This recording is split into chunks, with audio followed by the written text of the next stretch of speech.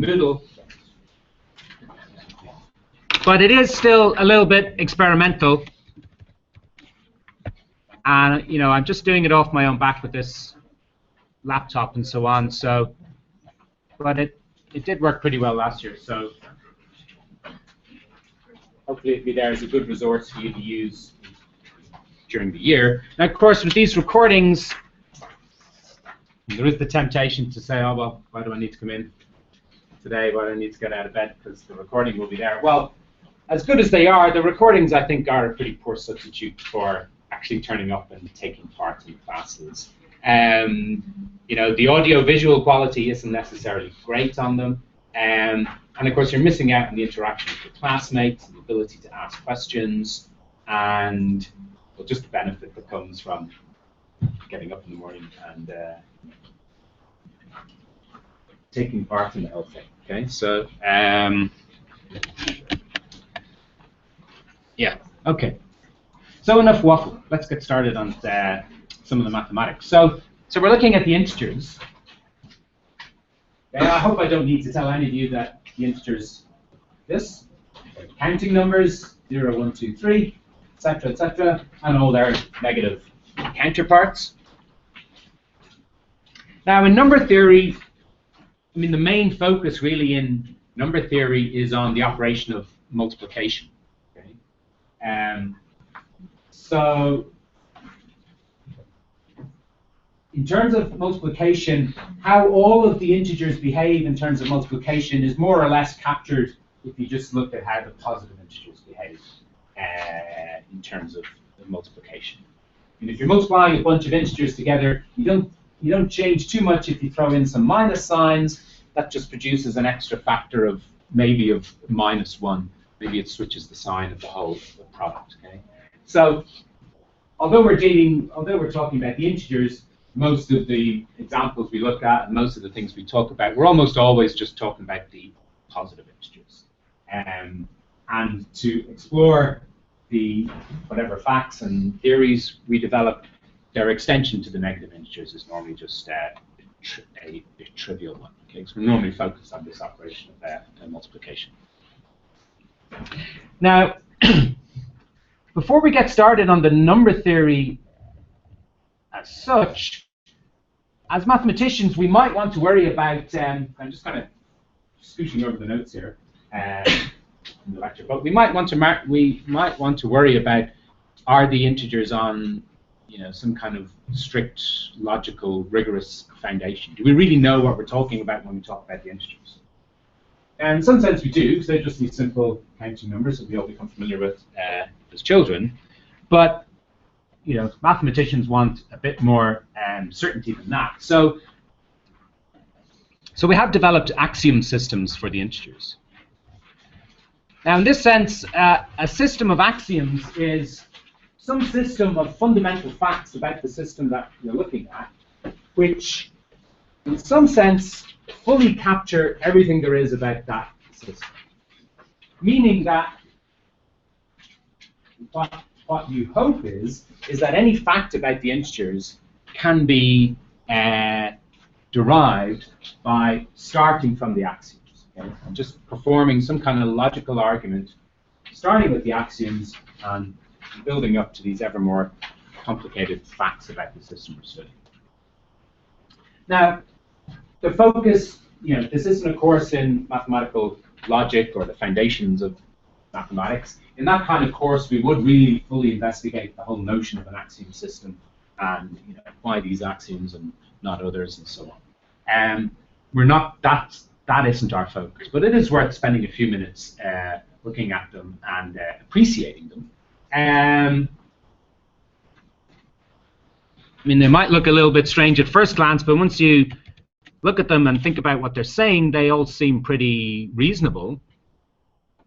So these are axioms for a system. Okay, we won't call it necessarily the integers yet, but it's some system S, which has two operations, a plus operation and a dot operation, okay, or an addition and a multiplication. So there's two operations defined in the set. And these operations, of course, if you really strictly want to say logically what they are, these are functions from the Cartesian product of set of itself to the set. So the Cartesian product of a set with itself, remember, that's just the set of all ordered pairs from S. So S cross S denotes the set of every ordered pair of elements from S. And to perform an addition, you need a pair of things to add together to produce the answer. Or to perform a multiplication, you need a pair of things to multiply together, and so on. So the first axiom says that the addition operation is associative. Okay, that's our first fundamental fact that we set up as an axiom. Remember, associativity of addition means that if you want to add three numbers together, three objects together, well, there's a choice in how you evaluate that, because fundamentally, with addition, all you can do is add a pair of things together. If you want to add three things together, you have to add a pair of them first and then add the third one in. And whichever way you do that, whether you add x and y first and then add z to the result, or do it the other way around, add y and z first and then add x to the result, whatever way you do that, it's always going to give you the same answer. Okay, addition is associative. These other 2, 3, and 4, these other well-known features of addition. There's an identity element for addition, a special element called 0. You add it to anything, it doesn't change it. Every element has an inverse under addition. So for every x in the set, there's this other element called a minus x. When you add those two together, they cancel each other out, give you the identity element that we talked about in axiom 2. And also this nice axiom that says addition is commutative. X plus y is always the same as y plus x. These are things that are certainly true, or we certainly want to be true of the integers. So if we just had those 4 axioms, what we'd be talking about would be a commutative group. So that's the terminology given to a system of a set S and an addition operation which satisfies those 4 axioms. And the universe of commutative groups is absolutely huge. There's an infinite number of different systems which satisfy all these 4 axioms. So although we've gone some way to developing an axiom system for the integers, we're not fully there yet because these 4 axioms don't capture everything about the integers. There's a huge zoom of different objects which satisfy these 4 axioms. So then we have a bunch of axioms about multiplication and the relationship between addition and multiplication. These are 5 through 8. Some of them are quite similar. Associativity of multiplication. If you want to do a triple product, it doesn't matter in what way you pair up the factors. There is a special element, an identity for multiplication, which we denote as 1. And it multiplies anything to leave the other thing unchanged. Multiplication is commutative. And then we have this nice axiom linking the two. It's a distributive axiom about what happens when you have addition and multiplication nearby. X plus y multiplied by z gives you xz plus yz. Those are certainly all things we want to be true of the integers. And if we were considering a system S with 1 to 8, we've got these 2 operations, an addition and a multiplication. And this kind of system is called a commutative ring with identity. But there's still a whole universe of possibilities of different commutative rings with identities. Okay, so the integers is 1, but there's also a whole host of other systems which we don't want to study necessarily in number theory.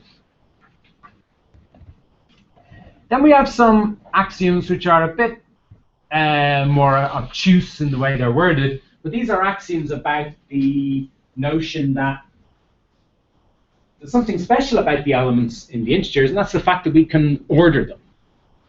It isn't just a big jumbled mess of different elements. They actually come in a sensible, meaningful order. If you're given any 2 integers, you can say one is larger than the other one. Or if you're given a whole bunch of them, you can put them down in their increasing order. So that's what axioms 9 and 10 are about. Now, it doesn't immediately appear that they're talking about order because they're not talking about like this greater than relation. Instead, just for kind of tradition or just the way it's expressed here, they're expressed as axioms about this special subset P. So the way you think about this subset P is this is actually the subset of positive elements. So these two axioms capture everything about order in these 2 axioms. And the whole set can be thought of as this set of positive elements the negative elements of the element 0, which is neither positive or negative. And also the fact that positivity is preserved by the two operations. When you add two positive things, you get a positive thing. You multiply two positive things, you get a positive. Now, so that's 10 axioms already, but still we haven't fully nailed down or captured uniquely the integers with those 10 axioms. The terminology from algebra that's given to this kind of a thing, a set with two operations and an ordering of the elements, satisfies axioms 1 through 10. This is called a commutative ordered ring. So the integers are a commutative ordered ring, but there's also a fair few other things that are also commutative ordered. When you think about those axioms we've looked at, in particular, they're also all satisfied by the rational numbers and the real numbers. Okay? So we can think of the integers as spread out along the number line, 0, 1, 2, 3, 4. And of course, in between them, we have all the rational numbers and all the real numbers. They all live on the same number line. And these axioms about how addition behaves, how multiplication behaves, the fact that there is an ordering, because if all the real numbers can be ordered as well. If you give me any two real numbers, I should be able to decide which one is larger than the other one, and so on. So axioms 1 through 10 are also true of the rationals and the real numbers as well. So we don't want to set off and embark on building our mathematical theory of number theory only working with axioms 1 to 10. Because we won't really be doing number theory of the integers, we'll simultaneously be doing the number theory, in quotes, of the rationals and the real numbers. Okay, that's not our main focus. So there must be something extra which is true about the integers which isn't captured in these axioms 1 to 10. Okay. And that thing is the notion of induction. So if you ask yourself, well, okay, so what is it that separates Z from this set of integers from the rationals and real numbers? Well, you go back to the baby or toddler way of describing what the integers are. Well, you've got this funny thing called 0, and then you've got this first element 1, and the next element is 1 plus 1. Next element is 1 plus 1 plus 1, 3. And this process that I've started here, I keep adding 1. It will all be very boring, of course, but what it will do is it will capture all of the positive integers. By this process of taking the starting one, 1, and adding 1 each time, it has this property that it exhausts the positive integers. Whatever positive integer you care to name, eventually this process will hit it. And what we're seeing here, mathematically, we call this the process of induction. Notice that it isn't possible to do the same thing for the rationals and the real numbers. I mean, if you start with 1 and add 1 each time, of course you're skipping out an infinite number of rational numbers each time. All these rational numbers between 1 and 2. Maybe if you started in a different way, maybe if you chose a really tiny rational number to start with, and then a really tiny step size, maybe you could, dainty little steps, step through all of the rational numbers. Well, no, you couldn't do it that way. If you're taking a starting point rational number and adding on some fixed step size each time, well, even between the first and the second tiny rational numbers, even though they're very close, there is, of course, an infinite number of rational numbers between them. Because whatever distance there is between them, you can halve it, quarter it, eighth it, and so on. Okay? So there's no way, using some starting point and some fixed step size, there's no way to capture all of the rational numbers, or indeed the real numbers. So this is what is really different about the integers. So this requires one more axiom. So this is the one. This is the one we want to focus on. So this is called the Induction Axiom. Now, in this kind of axiomatic way, this is the way it's stated. It says if J is a subset of the positive elements of S, so S we're thinking of as our set of integers. So J is some subset of P, the positive integers, and if these are still conditions, if J has this property that 1 is in J, and we also have this logical implication true about any of the elements in J. But if a little j is in J, then it must be the case that J plus 1 is also in J. If these things are true, then in fact J isn't just any old subset of the positive elements, it's actually all of the positive elements. It's actually all the positive integers. So this is the idea of induction captured in as it normally is in this axiom. It does have an equivalent formulation, which at first glance looks completely different. But in a lecture or two, we'll actually prove that these two are, in fact, the same. So this is the notion of the well-ordered axiom. That says every non-empty subset of the positive integers has a least element.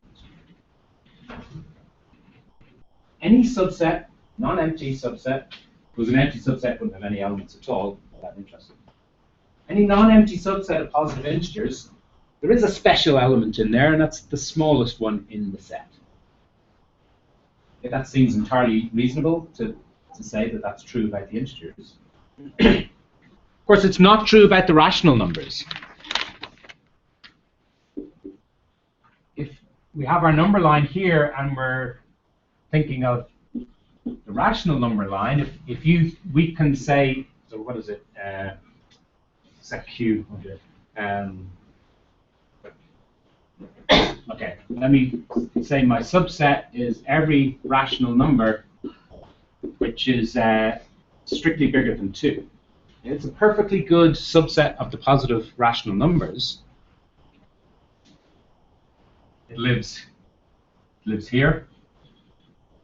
It extends all the way up there. Now, what's the least element in this set?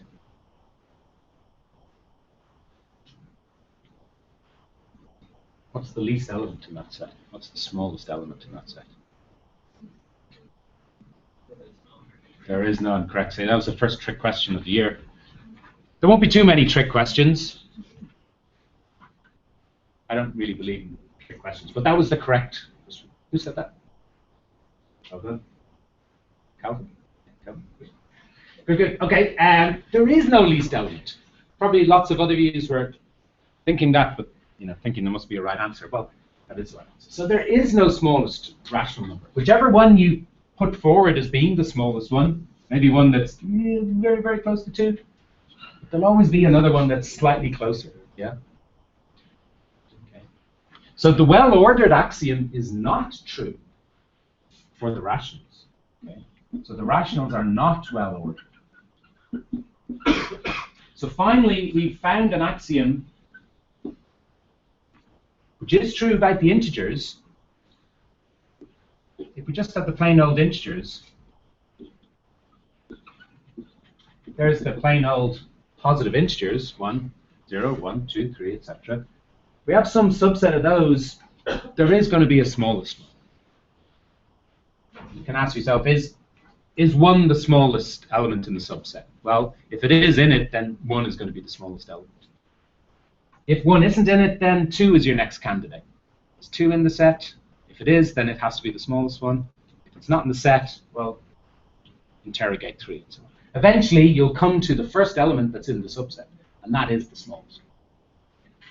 So it's kind of reasonable to see that the well-ordered axiom is true of the integers.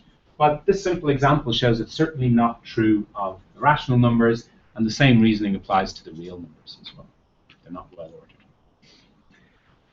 Now, okay, my explanation there for why the integers were not ordered, that looked like kind of an inductive argument. I was stepping through the integers one by one, beginning at 1, and I was basing an argument on that. So that's really the nub of the idea of proving that, in fact, 11a and 11b are not really two different axioms. Okay, they look different, but really logically, mathematically, they're equivalent to one. Any system which satisfies this axiom, any system which satisfies axioms 1 to 10, and also this one, must also satisfy this, and vice versa. Okay. Now we'll tackle that in a lecture or two's time. But yeah, so in axioms 1 to 10, that's also true of the integers, rationals, and reals. But with the addition of this axiom 11, we now have finally, I mean, it takes a lot of work to prove it, but we have actually captured uniquely the integers. Okay? So axioms 1 to 11 uniquely pick out the system of integers. So they are the logical, mathematical foundation for our study of number theory. And in principle, every fact we're going to learn about number theory does come ultimately as some kind of argument built on these 11 axioms. Now, we don't approach the study in a strict axiomatic way. This isn't a course on mathematical logic or foundations of mathematics, but you know, we're going to operate safe in the knowledge that in the background is this strict logical foundation. And because induction is this special property of the integers, it's going to play a very important role. Okay, so time and time again, this section here, I'm going to skip this completely. The consequences of the axioms. I'm not too interested in those exercises. We're going to focus on proof by induction. Time and time again in the course, significant steps in our build-up of the theory is going to be made by using induction. Okay. So we've got about 10 minutes left this morning, so we'll do an example or two, and we'll also spend some more time on this. Yeah, I see it for the extra lecture tomorrow afternoon. Any questions so far on?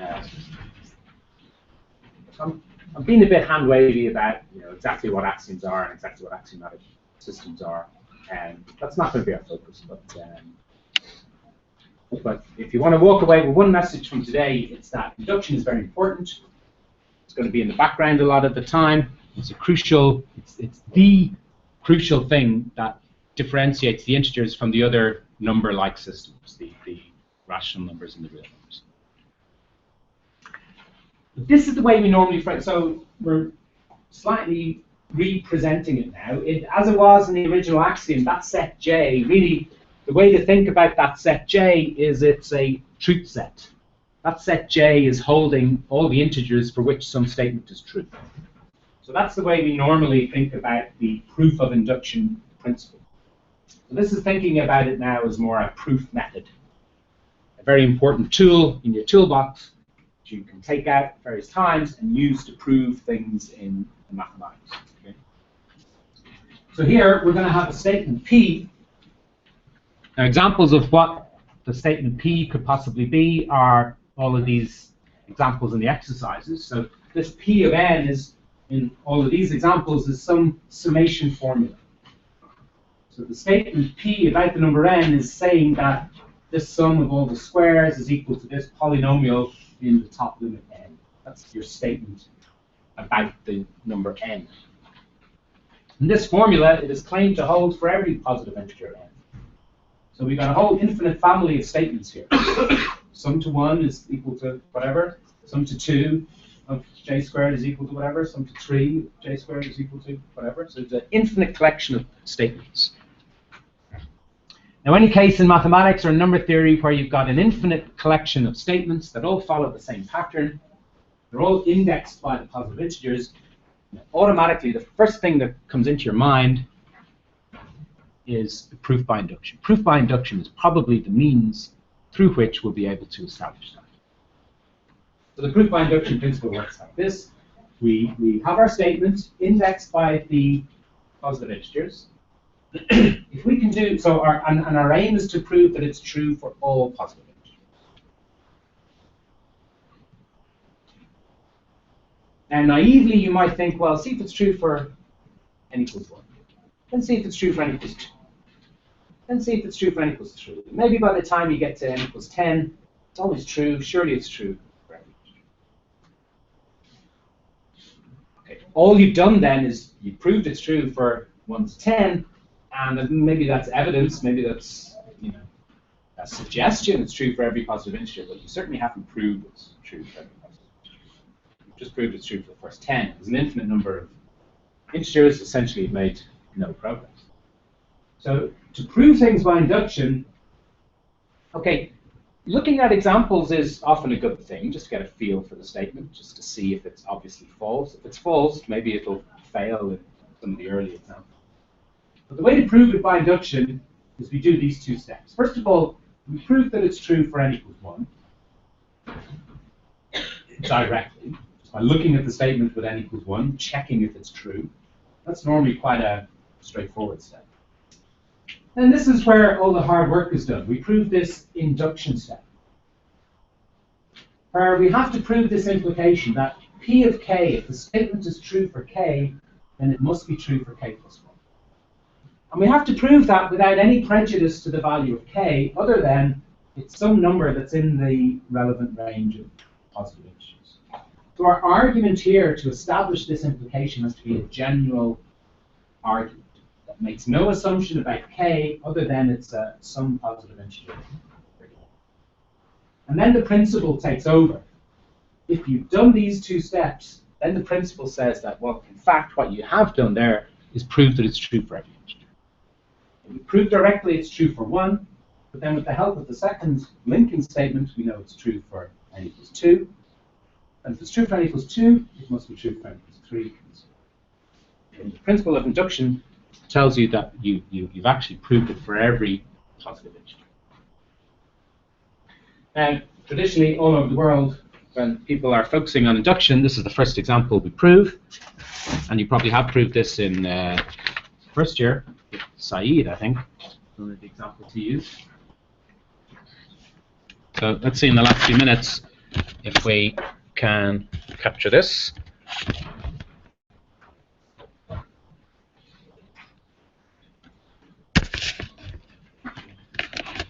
There.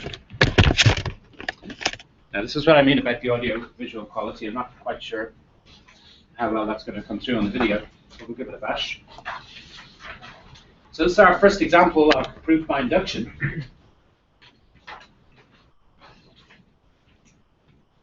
And this is the statement we're looking at for all n bigger than 1. The sum from j equals 1 to n of j is given by this, well, it's a quadratic polynomial in n. A half of n times n plus 1.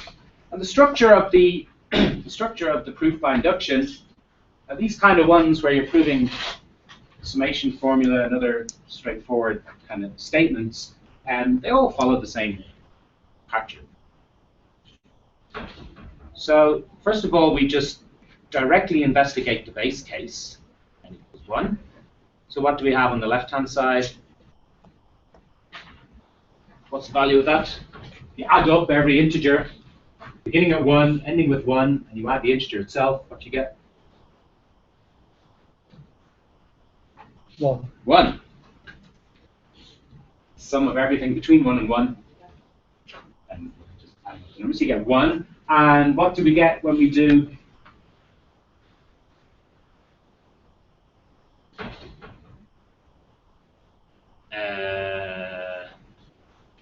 well, all we have to do is observe that this is equal to a half times 1 times 1 plus 1, and it's just true. When we stick in n equals 1 here, we do indeed get 1. So that's true.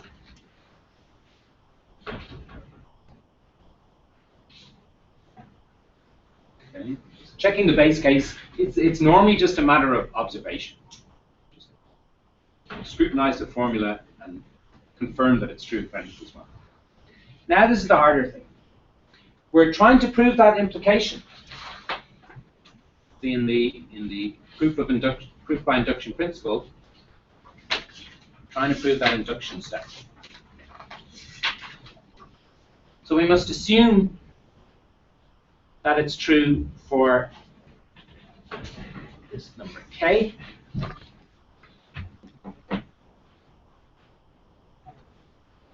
That's what I'm assuming. I'm assuming that if you add up every j between 1 and k, you get a half of k times k plus 1. That's an assumption in my argument, and from that assumption, I now want to derive that when you add up every j between 1 and k plus 1, and you can be a bit bold, you can say what you can actually write down the result you're trying to prove here. Well, that's the corresponding right-hand side when n is equal to k plus 1. Half of k plus 1 times k plus 1 plus 1. Equals 2. This is what I'm trying to prove. Of course, there's a big gap there in the middle that I have to fill. I can't just claim it's true. I'm trying to prove it's true based on this assumption.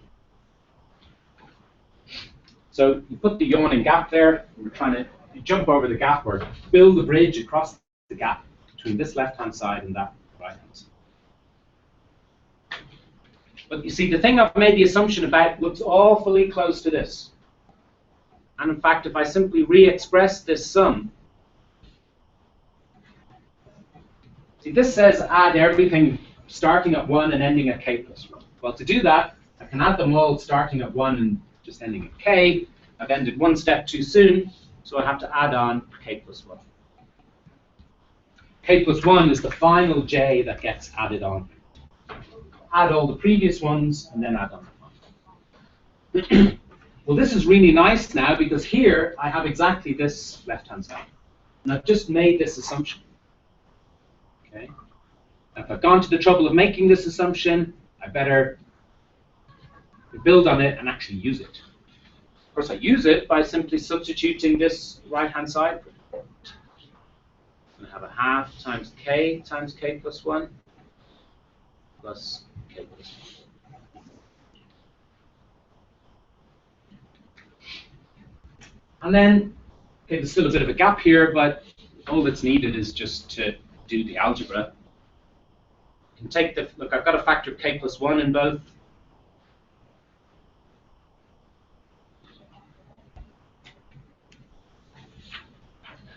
And I can make a factor of a half in both if I just do this. If I add the second one by a 2. And then I've got a factor of k plus 1, so I can take out the k plus 1. And what am I left with in the middle? I'm left with k plus 2, once I take out the factor of k plus 1. So I have indeed bridged the gap. Okay, with two methods, okay, a little bit of algebra, but crucially, this step here is the really important one. What justifies this step here? This is justified by the assumption above. Okay, so I've successfully carried out the induction step. Assumed it's true for some k, and therefore it must be true for the next one. That my formula holds true. And I've done that without any prejudice about k. This argument holds water if k is any positive integer. I haven't made any special assumptions. So these proofs by induction always finish off in the same way. We make an appeal to the principle of induction. I mean, lots of times people omit this step, but it's kind of like invoking the spell, you know, saying abracadabra or whatever. Beto, what did they say in Harry Potter or something? Crucio, that's a really bad one. But to get the spell to work, you have to actually say it. So to invoke the principle, you have to actually stand up and declare it. So by the principle of induction, the formula is true. This formula up here at the top is true for all positive integer n's.